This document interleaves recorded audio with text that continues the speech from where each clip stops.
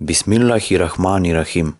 Вие го слушате третиот дел од книгата Победа на исламот. Книгата Фат Хе Ислам, Победа на исламот, на урду јазик ја напишал Хазрети Мирза Гулам Ахмад, основаш на Ахмадија муслиманскиот џемаат. Таа е напишана 1890 година, а прв пат била издадена во почетокот на 1891 година.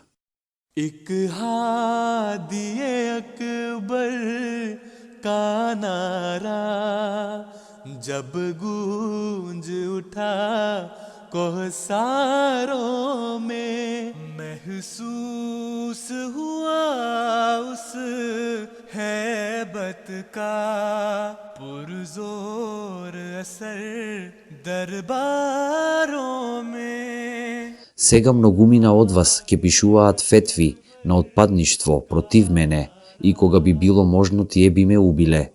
Но ова влада не е влада на народ која непремислено реагира на провокации, без разбирање и толеранција. Тие не се влада која го оживува однесувањето во еврејското доба.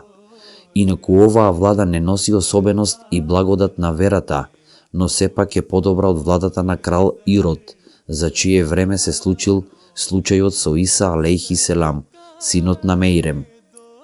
Таа исто така за неколку степени е подобра од сегашните исламски држави во поглед на мирот, служењето на граѓаните, давањето слобода, сигурност, можност за образование и исто така и во управувањето со законот, правдата и во созбивањето на криминалот. Бог поради својата длабока мудрост не го пратил Иса алейхи селам, Исус Христос, во време кога евреите имале власт. Во мојот случај била приметена истата мудрост, така што тоа може да биде знак за оние кои размислуваат. Ако луѓето од ова доба, оние кои одбиваат, ми се подбиваат, тоа не е толку страшно, бидејќи оние пред мене уште полошо ги третирале пратениците на своето време. На Месијата Иса алейхи селам, Исус Христос, постојано му се подбивале. Еднаш неговите браќа родени од истата мајка сакале да го прогласат за луд и да го затворат. Други странци го каменувале и во неколку прилики сакале да го убијат. Му пукале во лицето со голем презир. Дури еднаш го распнале на крст и мислеле дека го убиле. Бидејќи неговите коски не биле скршени, тој бил спасен со помош на еден побожен човек, кој бил наклонет на Иса. Откако ги потрошил преостанатите години од својот живот, бил воздигнат кон Бог. Неговите следбеници и блиски пријатели исто така ослабеле. Еден од нив примил мито од 30 сребреници и го издал за да го фатат. Друг покажал на него и го проколнал. Останатите следбеници кои привидно му искажувале голема оданост, избегале и се посомневале во своите срца во Иса, Исус Христос. Но бидејќи тој бил вистинит во своето тврдење, Бог повторно ја оживеал неговата мисија. Оживувањето на Иса, Исус Христос, како што е прифатено од христијаните, всушност укажува на повторно оживување на неговата вера, на која е даден живот после смртта. Слично, Бог на мене ми даде радосни вести дека Он на мене ќе ми даде нов живот после мојата смрт. Рекол дека неговите повереници и миленици се враќаат во живот после својата смрт. Он рекол: јас ќе го откријам својот сјај и ќе ја покажам својата мок воздигнувајќи те. Затоа мојот нов живот овде исто така значи живот на моите цели, но мал е бројот на оние кои ги разбираат овие тајни. महबूबे खुदा मखदूमे मलक क्या शान है कंबली वाले की. Затоа секој треба да размисли и ова да не го одбива со брзање, за да не биде сметан дека се бори против Бог. Луѓето од овој свет кои мрачно размислуваат и кои длабоко се навлезени во своите стари уверувања, тоа нема да го прифатат. Но многу близу е времето кое ќе ја покаже нивната грешка. Во светот дошол предупредувач. Светот не го прифатил, но Бог ќе го прифати и ќе ја покаже неговата вистинитост, преку моќни напади. Ова не е збор на човекот, туку Божја објава и говор на возвишениот. Јас цврсто верувам дека деновите на напад се блиску, но тие нема да бидат со меч или сабја. Нема да има потреба за оружје, туку Божја помош ќе дојде со духовното оружје и ќе следува најгрда борба со евреите. Кои се тие? Тие се материјалисти на ова доба, кои во чекор ги следат постапките на евреите. Небеската сабја ќе ги преполови и еврејските белези на карактерот потполно ќе бидат уништени. Секој кој попречува на вистината, личејки на едноок, деџала, антихрист, кој нема духовно око и светот го гледа единствено со окото на материјализмот, ќе биде уништен со сабја на неоспорливи докази. И вистината ќе победи. Исламот повторно ќе озеленее и ќе дојде денот на светлоста каква била во старото доба. И ова сонце потполно ќе засјаи, како што сјаело во старо доба, но сега се уште не е време. Со тешката работа и потта неопходно е небото да го сопре тоа сонце, додека нашите дробови можеби дури и ќе почнат и да крварат на овој пат, со голем труд и жртви, додека не го изгубиме својот мир и удобноста за ова победа и додека не ги прифатиме сите понижувања на патот до победата и подчинување на исламот. Оживувањето на исламот бара откуп од нас. Што е тоа? Нашата смрт на овој пат. Тоа е смртта од која зависи животот на исламот и животот на другите муслимани и манифестацијата на живиот Бог. Ова е жртва која е изречена во зборовите на значењето на поимот Ислам. Истиот тој Ислам Бог сега сака да го врати во живот. Да ја постигнеме оваа голема цел, беше неопходно Бог лично да создаде големо движење, кое во секоја насока ќе има големи ефекти. Затоа како последица, он кој е најмудар, најмокен, го пратил овој понизен слуга за реформа на човечкиот род, со цел да го привлече вниманието на луѓето кон вистината и Божиот закон.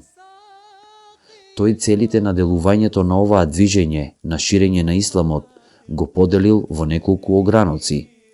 Меѓу овие ограноци еден таков е пишување и објавување на книги, кој бил додален на овој понизен слуга. За остварување на оваа задача, јас бев надарен со духот на знаењето со длабокоумна проникливост во природата на нештата и во нивните финеси, што е надвор од човечка моќ, туку единствено може да биде постигнато со Аллаховата моќ. Со учењето на Рухул Кудус, сите овие тешкоти беа решени. Вториот огранок на ова движење е објавување на проглас, што по Божја наредба било преземено, за да ја измириме својата должност и сите луѓе да ги известиме за исламот. Досега е објавено повеќе од 20.000 лифлети, поради восстановување на вистината, на исламското верување на другите вери. Овој процес ќе продолжи во иднина, во зависност од потребите на времето. Третиот огранок на ова движење се однесува на посетителите, трагачите на вистината, и оние кои патуваат во името на вистината, и оние кои имаат мотив, откако ќе ги слушнат вестите за ова небеско движење, да му дојдат во посета. Овој огранок е исто така и понатаму во полн замав. Во некои денови приливот на посетителите може да биде намален, но во другите денови тој ќе го достигне брзиот чекор. Така во текот на минатите 7 години дојдоа повеќе од 60.000 гости. До која мера јас бев успешен во тоа да им дадам духовна добробит преку говорите, решавање на нивните тешкотии и да ги отстранам нивните слабости, најдобро знае Бог. Но нема сомнеш дека овие предавања, содржани во одговорите на прашањата на посетителите, како и други говори одржани во склад со некоја посебна ситуација и време, на некој начин се поделотворни одошто пишување книги. Ваквите контакти се докажаа најубедливи и се чини најбргу делуваат на срцето.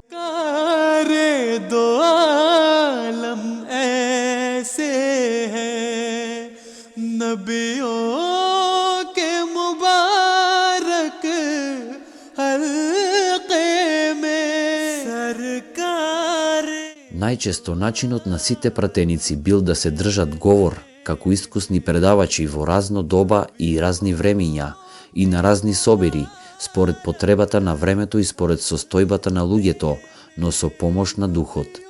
Тие не зборувале како денешниве говорници, чија единствена цел е преку своите говори да го покажат своето знаење или со причина да дадат некои лажни докази или преку сомнителни докажувања обичните луѓе да ги донесат во својот круг и така тие повеќето од нив да станат жители на Джехеннем, пеколот, огнот. Спротивно на ова, пратениците говореа со едноставен јазик и што и да е излегувало од нивните срца, тие тоа го превеле во срцата на другите.